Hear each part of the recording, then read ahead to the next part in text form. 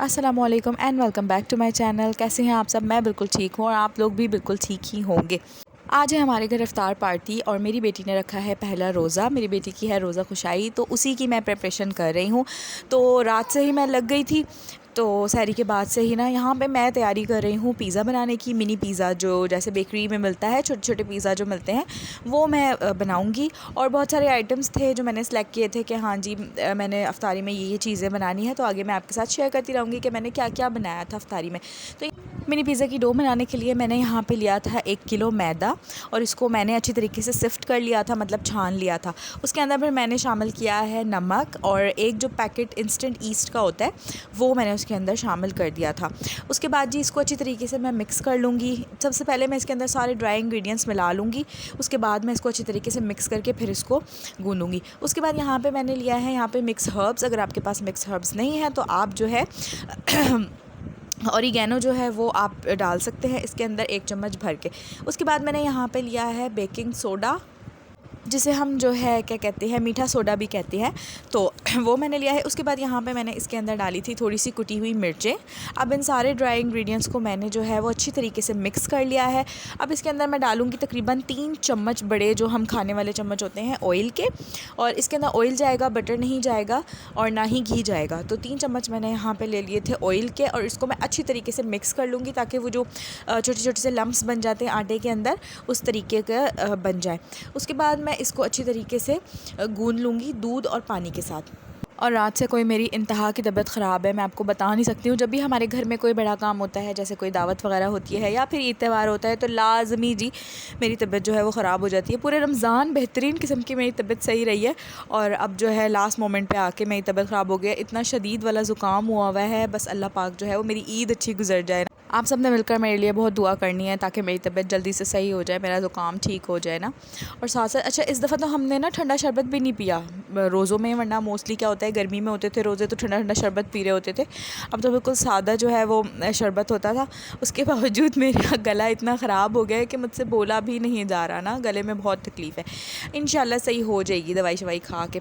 अच्छा, साथ ही अब मैं यहाँ पे डो को अच्छी तरीके से गूँध रही हूँ। अच्छा, इसको मैंने बहुत सॉफ्ट भी नहीं गूँधना और बहुत हार्ड भी नहीं गूँधना, बिल्कुल नॉर्मल सा गूँधना है, यानी कि नॉर्मल से थोड़ा सा ज़्यादा सॉफ्ट गूँधना है। यहाँ पे अच्छे तरीके से मैंने अपनी डो को गूँध लिया है। उसके बाद अब इसकी स्ट्रेचिंग की बारी है।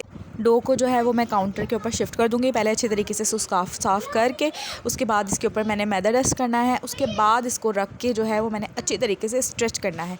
जितना ये स्ट्रेच होगी उतना ही आपका जो पिज़्ज़ा की जो डो है वो अच्छी, यानी कि फूली फूली सी बनेगी, और बनने के बाद भी जो है वो फूली फूली रहेगी।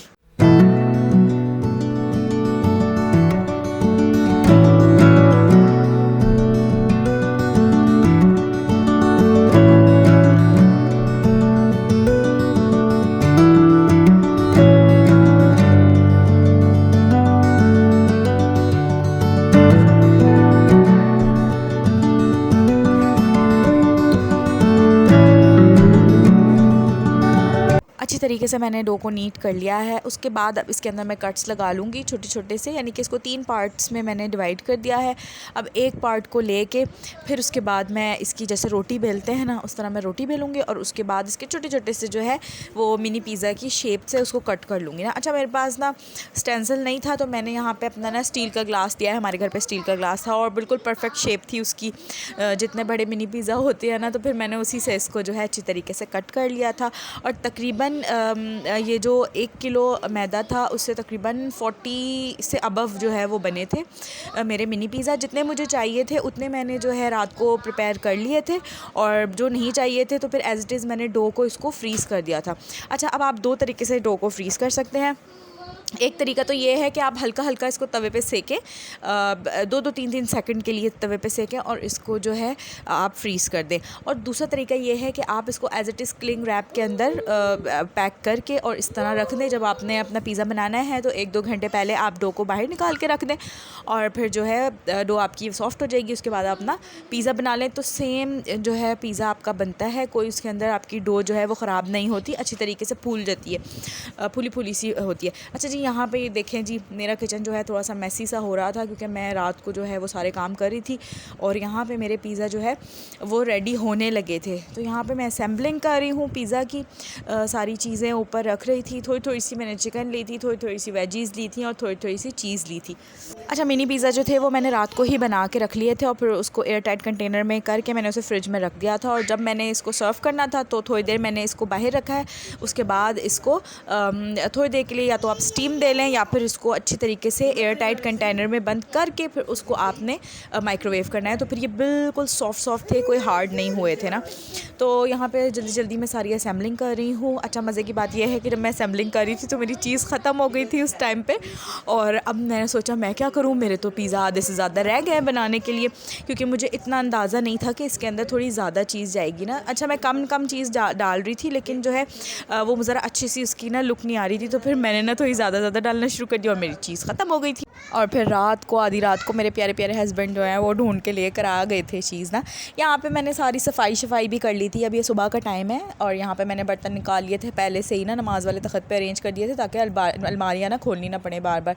और जी, यहाँ पे जो आप ये सारी डेकोरेशन देख रहे हैं ये मैंने ख़ुद की है, ये मैंने ख़ुद बनाई थी। उसके बाद मैं, मेरी जेठानियाँ वगैरह जो है हम साथ मिल के ना पकौड़े वगैरह फ्राई कर रहे थे क्योंकि बहुत सारी चीज़ें थी माशाल्लाह से। अच्छा, अफ्तारी में मैंने जो है वॉन्टॉन्स रखे थे और चिकन डोनट्स थे और चिकन बॉम्ब्स थे, पिज़्ज़ा बॉम्ब्स जो होते हैं, रोल थे, समोसे थे, मिनी पिज़्ज़ा थे और फ्रूट चाट वगैरह होती है, दही बल्ले होते हैं, यानी कि बहुत सारी ऐसी आइटम्स थी ना। तो बिल्कुल बुफ़े वाला जो है अरेंजमेंट किया था इस दफ़ा मैंने ना। अब ये सारी चीज़ें एट अ टाइम एक ही कढ़ाई में तो नहीं फ्राई हो सकती थी, तो फिर मेरी भाभी ने दूसरे चूल्हे पे, क्योंकि मेरा ओवन है तो 3-4 चूल्हे हैं, तो दूसरे चूल्हे पे जो है वो छोटी वाली कढ़ाई रखी, तो साथ साथ हम दोनों चीज़ें फ्राई कर रहे थे। तो यहाँ पे ये मेरी चिकन बॉल्स जो है वो फ्राई हो रही थी और माशाल्लाह से ये देखें पिज़्ज़ा भी मैंने फ्रिज से बाहर निकाल लिए थे। इनको मैंने क्लिंग रैप में करके रख दिया था और ये बिल्कुल उसी तरीके से थे। अब इसको बस मैंने थोड़ी देर के लिए बाहर रखा था जब तक मैं फ्राई करी थी चीज़ें। उसके बाद बस मैं इसको एयर टाइट कंटेनर में माइक्रोवेव कर लूँगी, तो ये बिल्कुल वैसे ही हो जाएंगे जिस तरह ताज़े होते हैं।